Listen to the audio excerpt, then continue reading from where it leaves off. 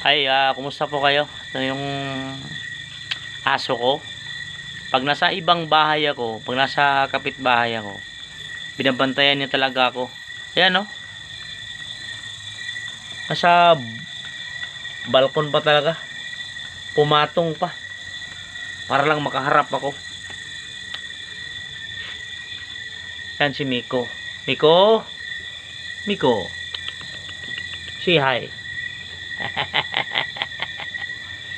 Yan. Pag mahal mong alaga mo, mahalin ka rin. Nasa kabilang bahay ako, yan o. Ito yung balkon, yan o. Pero si Miko andito, tumabi talaga sa akin.